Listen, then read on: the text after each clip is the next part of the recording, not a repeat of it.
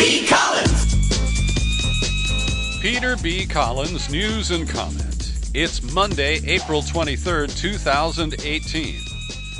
I want to begin by expressing my gratitude to people from all over the world who sent me birthday greetings on Saturday when I turned 65. I had a great weekend. We explored a part of the California wine country I've never been to, the Santa Lucia Highlands, and it was fun. I also ended up with a cold, and I'm not going to whine and complain, but if I cough or wheeze or sneeze a little bit, please bear with me.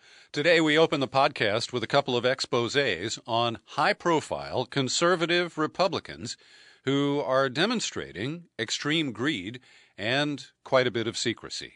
Let's start with the Fox News anchor Sean Hannity. Well, last week, it was just a week ago today that a federal judge, Kimball Wood, forced Michael Cohen's lawyers to name the secret third client, and it was Sean Hannity. And Hannity said, well, gosh, I wasn't really a client. I never paid him maybe $10, and, he gave me some advice on real estate. Well, that apparently was enough catnip for some reporters to go diving in. And we now know that Sean Hannity owns a group of shell companies that hold at least $90 million worth of real estate, 870 homes in 7 states, includes Alabama, Florida, Georgia, New York, North Carolina, Texas, and Vermont. So, Sean Hannity is a real estate baron. It also appears that in some cases he is a slumlord. And it also shows that he's a bit of a hypocrite. Well, I was too nice there. He's a big fat hypocrite because he has bought some properties with funding from the Department of Housing and Urban Development. And they give subsidies to people who will take over public housing projects, rehabilitate them, refurbish them, and part of the payoff is that they are allowed to either use market rate for some of the units or some can be converted to condominium. Well, Sean Hannity got into these deals when Obama was president, and more recently, the amounts were increased by $5 million with support of the Housing and Urban Development Department, now run by Ben Carson.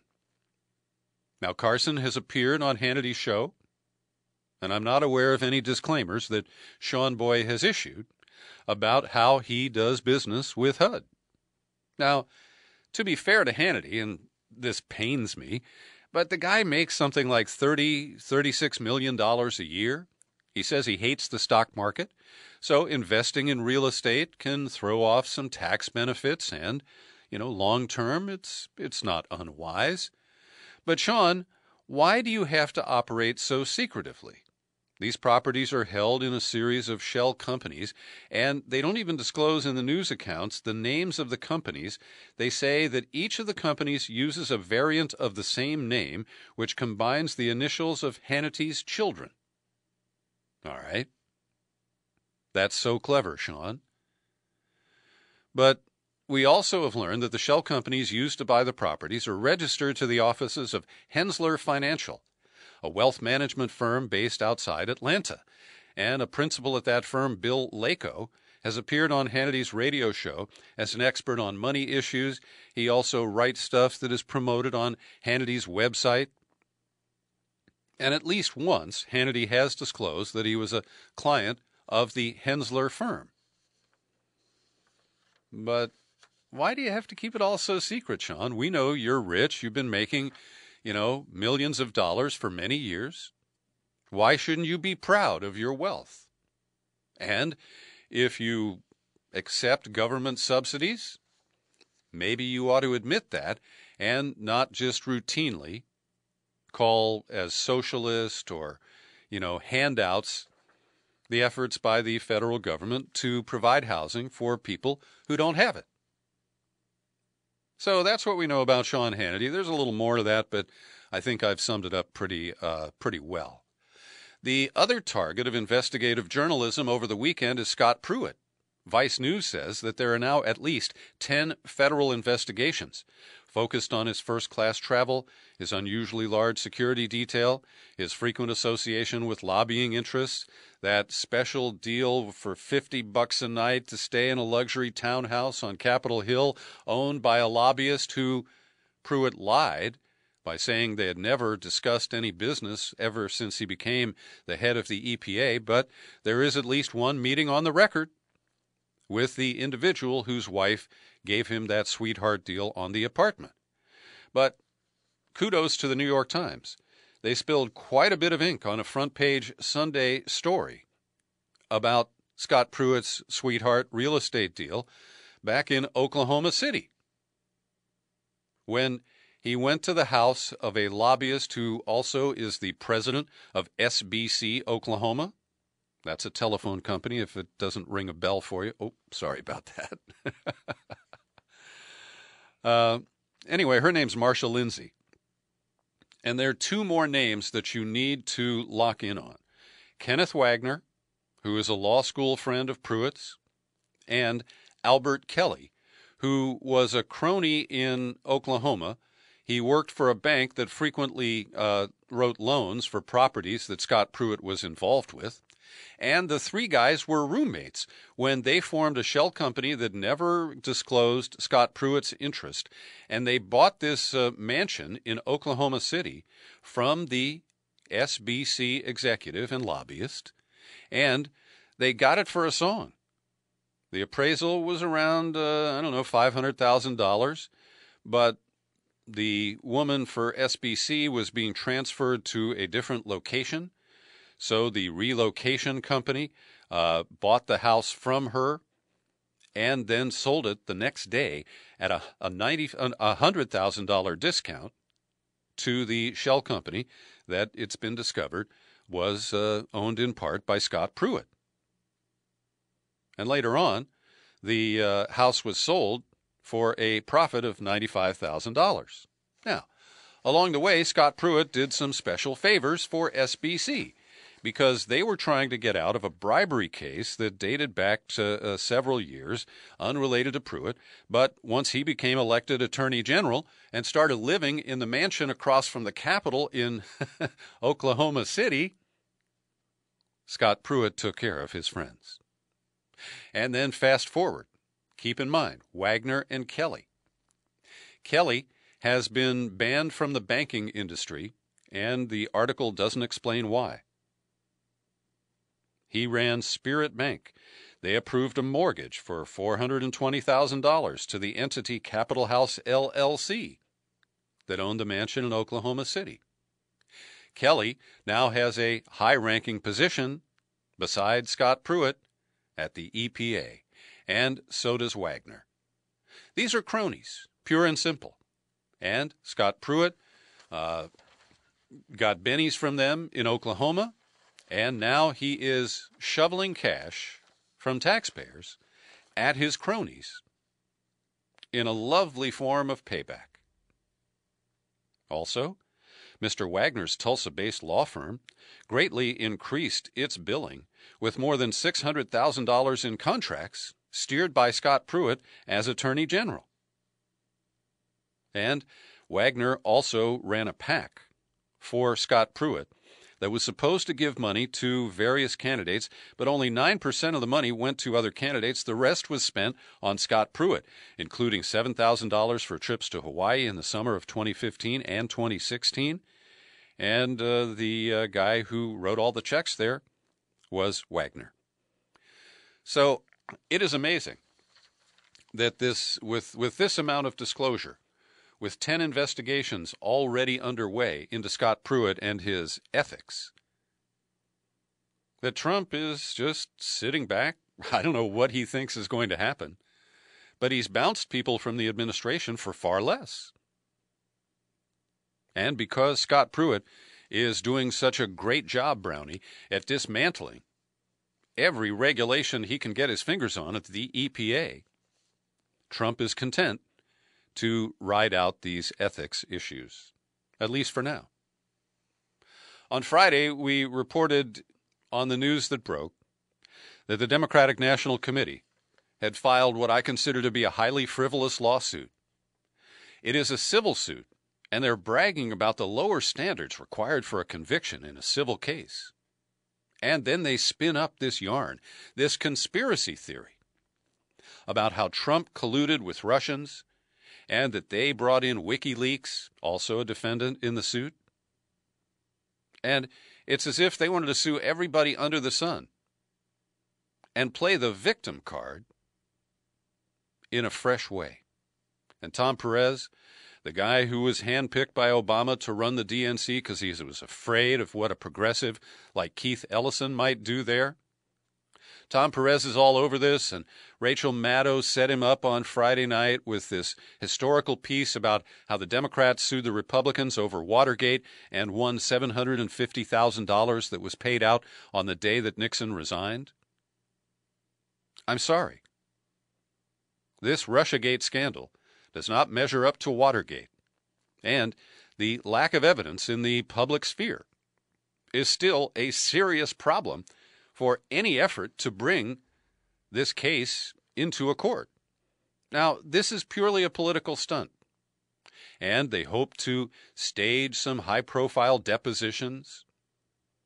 This will be used between now and November to try to buff up the Democrats at the expense of Republicans. And the side effects of this are extremely concerning. Because as Tom Perez defended this, saying that Democrats can walk and chew gum at the same time, here's a quote from Perez. The beauty of the civil justice system is that it's not trial by tweet. This isn't going to be a kangaroo court like Devin Nunes. This is going to be a court where facts matter and justice is served.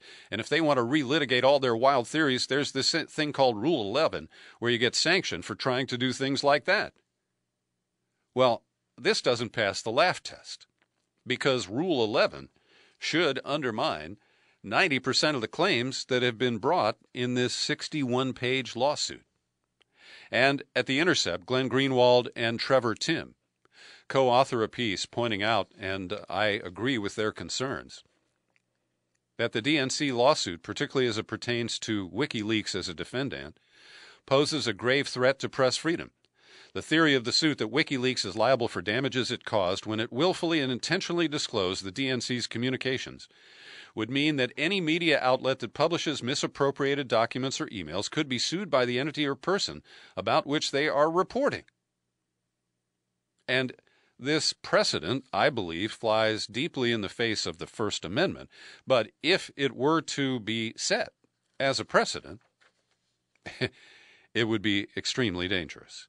And Timm and Greenwald recite the history of how the Britain's Guardian and the Washington Post won the Pulitzer Prize in 2014 for disclosures of Ed Snowden.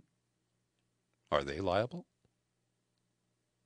Also, the New York Times, the Guardian, and other papers published classified documents from Chelsea Manning without authorization, and they came from WikiLeaks.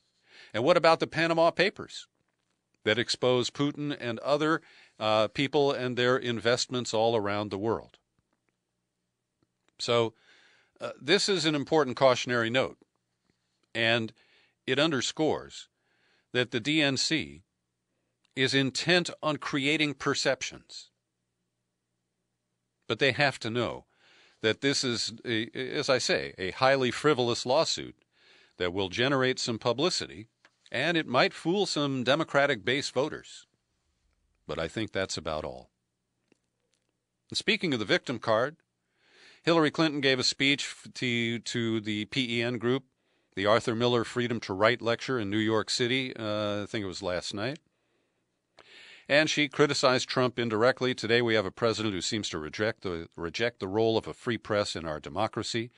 Although obsessed with his own press coverage, he evaluates it based not on whether it provides knowledge or understanding, but solely on whether the daily coverage helps him and hurts his opponents.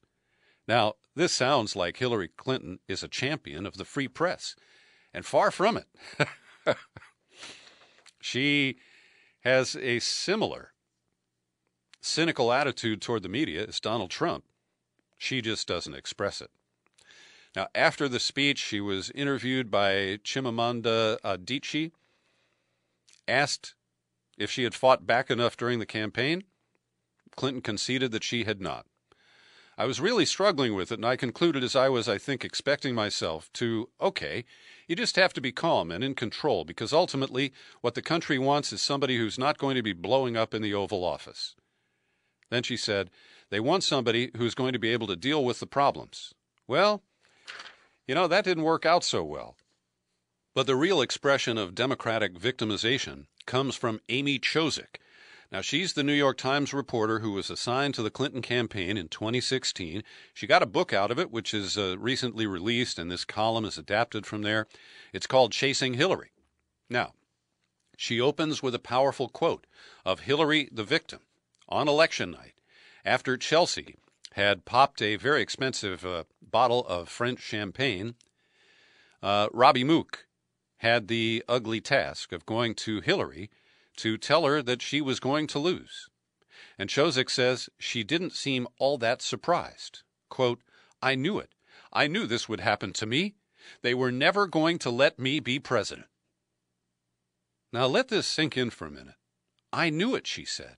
Well, if she knew it, Hillary, why the hell did you risk everything and continue to run a campaign that you knew didn't have the kind of traction that was necessary to win?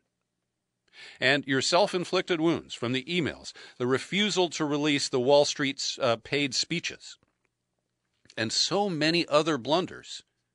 And she blames them. They were never going to let me be president. I think this speaks volumes. Now, Chozick's article, which is not intended to be encyclopedic, but it doesn't mention voter suppression, the free media that Trump got, the $85 million with dark targeting that the Trump campaign spent on Facebook. No, this descends into a blame Russia screed. And Amy Chozick says she knows who they are or were. Here's a quote. They were the vast right-wing conspiracy. They were the patriarchy that would never let an ambitious former First Lady finally shatter that highest, hardest glass ceiling. They were the people of Wisconsin and James Comey.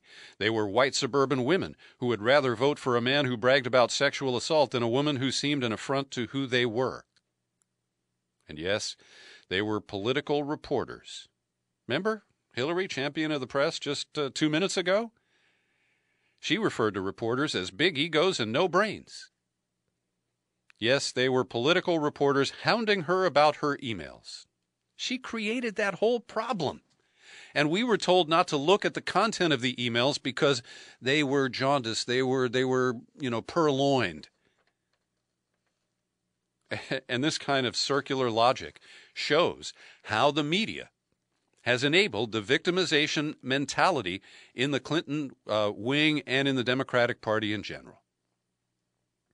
So, she comments on the day when Podesta's emails were released by WikiLeaks, which included some of the Goldman Sachs speeches.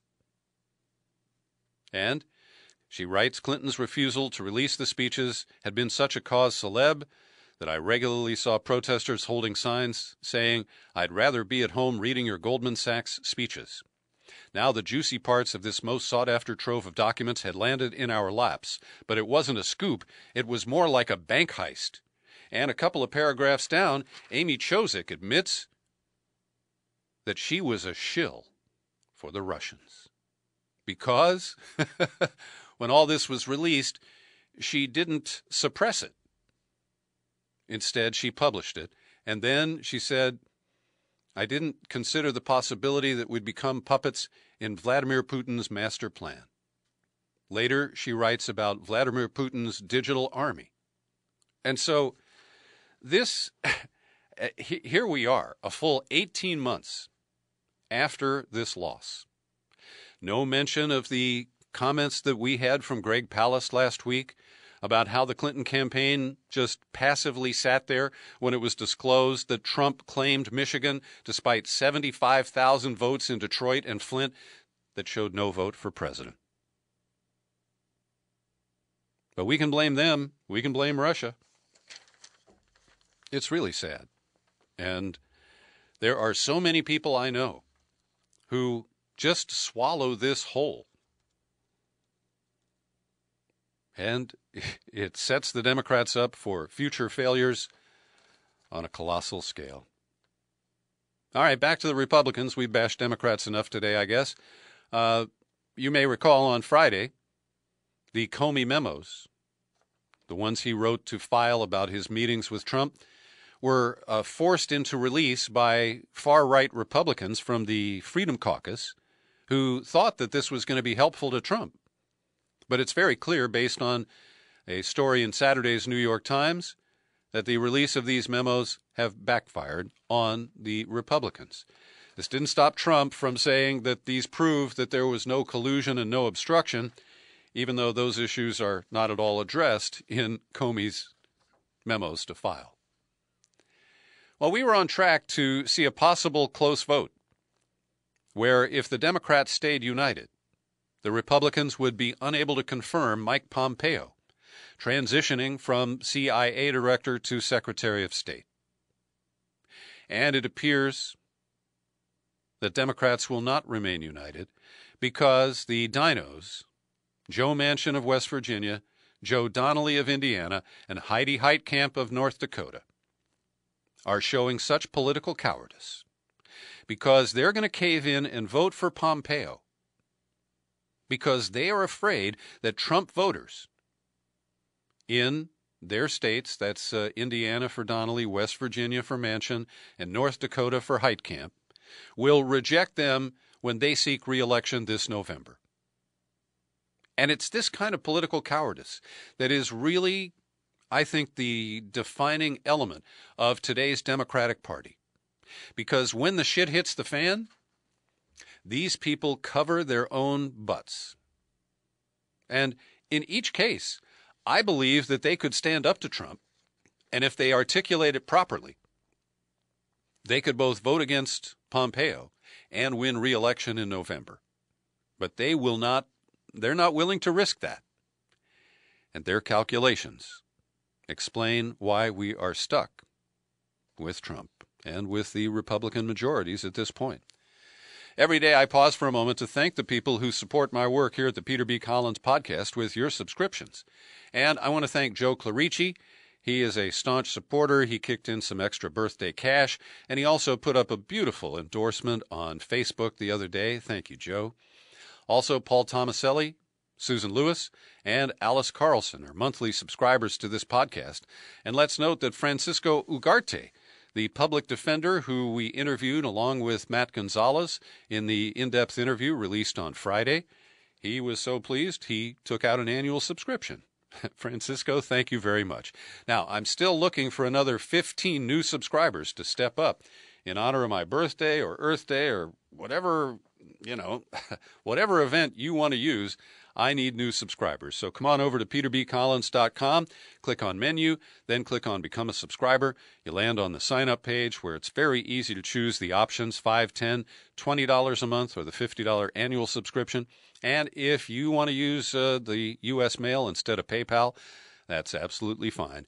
My mailing address is Box 150-660, San Rafael, California, 94915. That's Box 150-660, San Rafael, California, 94915. Marjorie Cohn is a retired professor of constitutional law from San Diego. I've enjoyed and learned a lot from many interviews I've done with Professor Cohn over the years. And writing at Consortium News today, she's really schooled me on this bill that is in process in the Senate right now. It's coming out of the Foreign Relations Committee, and I talked about it last week.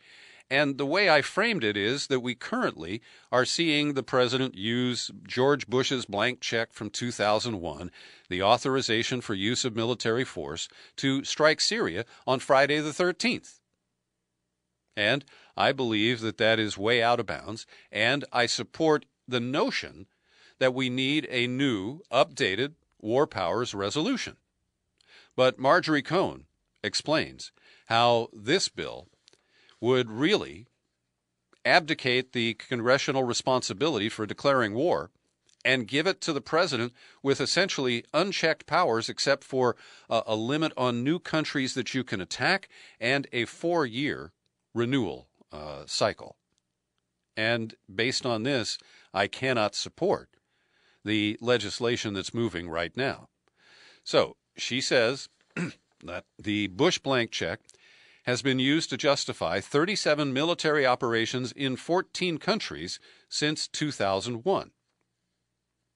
But the new authorization would replace the old ones, and it would authorize the president to use military force with no limitations in Iraq, Afghanistan, Syria, Yemen, Libya, and Somalia. Now, this is a massive expansion. It would also allow the president to take military action against al-Qaeda, Islamic State, and the Taliban, as well as their associated forces, anywhere in the goddamn world. And although the president cannot add nation-states to the list of countries he's able to attack, he could circumvent that limitation by claiming that terrorists are operating in a new country. So, now that I know the details, I have to say that there is no way I could support this. The bill has no expiration date. Every 4 years, the president would be required to send to Congress a proposal to modify, repeal, or maintain the authorization. But this puts all of the power it invested in the president. And that was the fundamental issue that the Founding Fathers rejected. They did not want an imperial president. And so it goes. The French leader, President Emmanuel Macron, arrived in Washington today for a series of pomp and circumstance. There's a state dinner.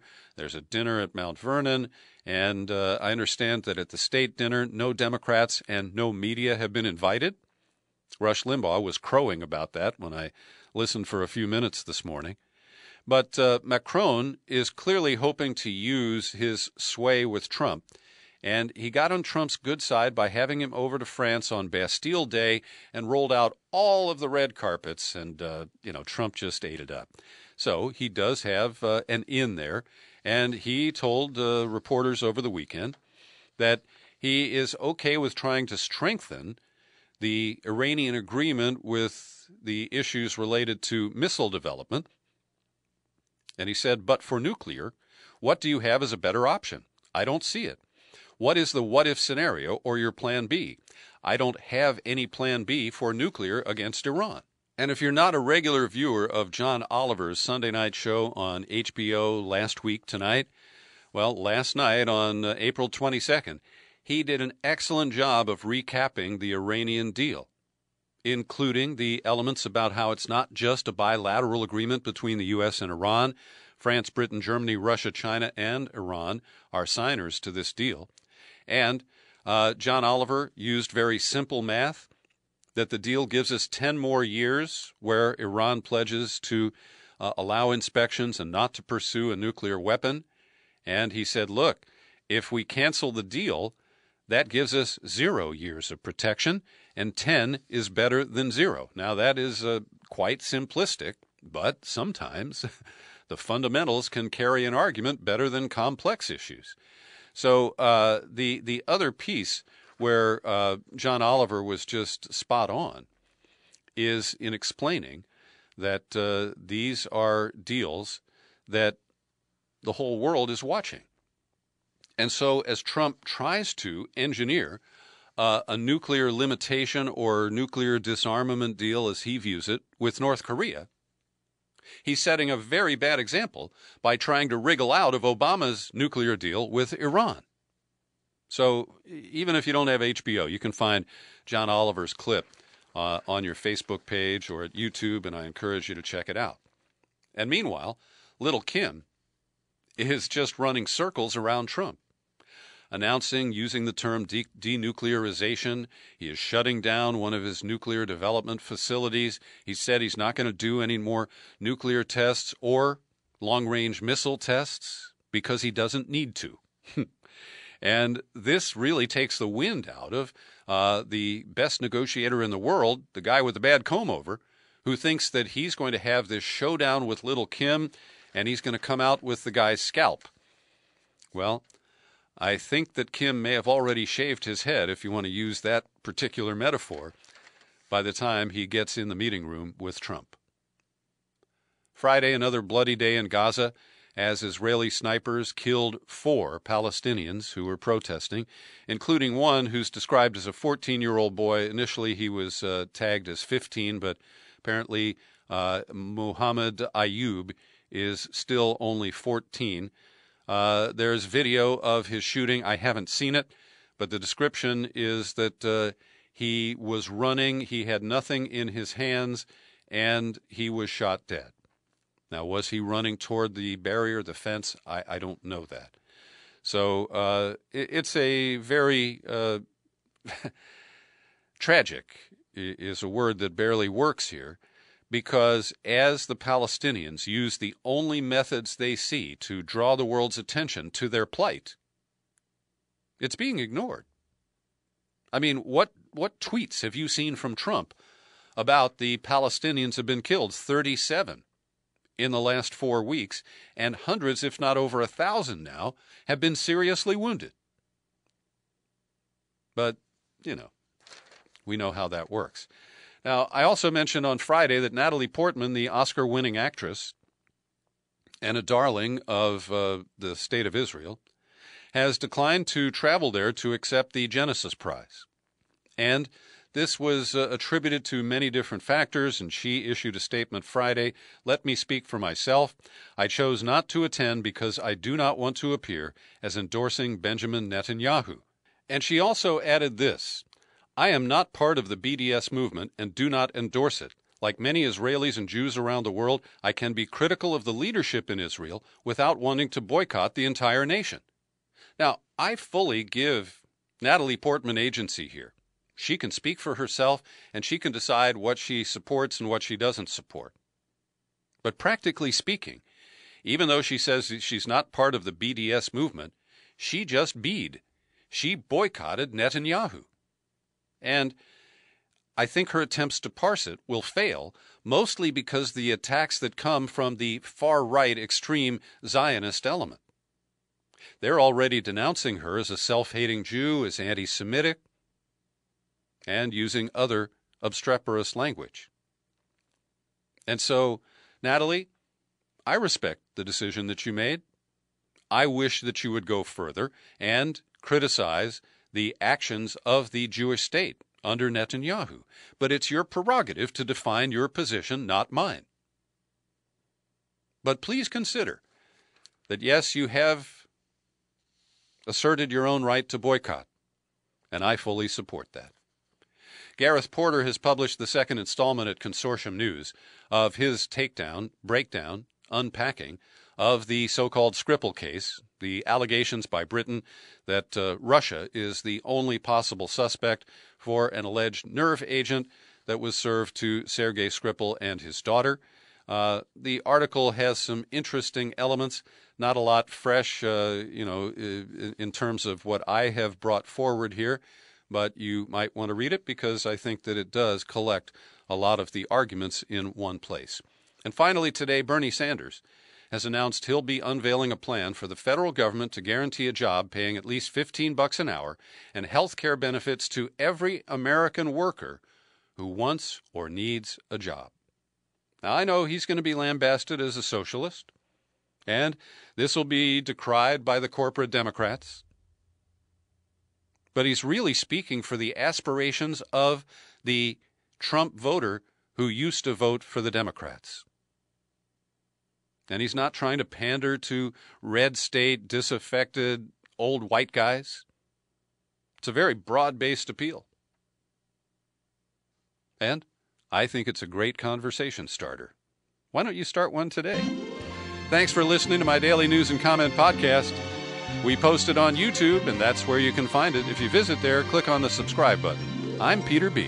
Happy trails to you until we meet again. Happy trails.